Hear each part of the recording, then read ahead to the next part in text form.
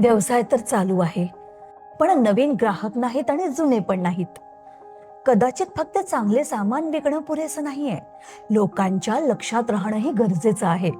विचार करा, तुम्ही दूध घ्यायला जात आहात. काय मग कोणतेही दूध घेणार का?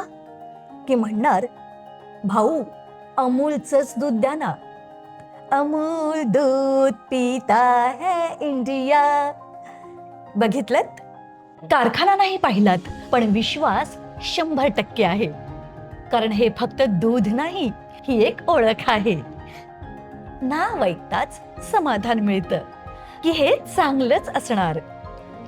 तसंच तुमच्या व्यवसायाचं नावही असंच असायला हवं, जे ऐकताच लक्षात राहील. परंतु फक्त नाव पुरेसं नाहीये, त्यासोबत एक गोष्ट पण असली पाहिजे, ज्याला आपण टॅगलाईन म्हणतो. जसं की लाइफ बॉय है जहां तंदुरुस्ती है वहां. आठवतंय ना?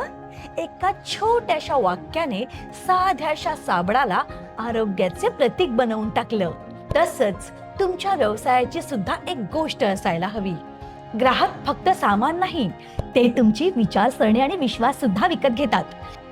एक अशी टॅगलाईन जी लोकांच्या मनात बसून जाईल. फक्त तेच तुम्हाला वेगळं बनवेल. जेव्हा तुम्ही तुमच्या व्यवसायाची मजबूत ओळख तयार करता, तेव्हा ती फक्त ब्रँडिंग नाही, लोकांचा विश्वास बनून जातो. हळूहळू तुमचं नाव एक उदाहरण बनून जाते. हेच तर तुम्हाला गर्दीतून वेगळं करेल, नवीन ग्राहक जोडेल आणि जुने परत परत येतील.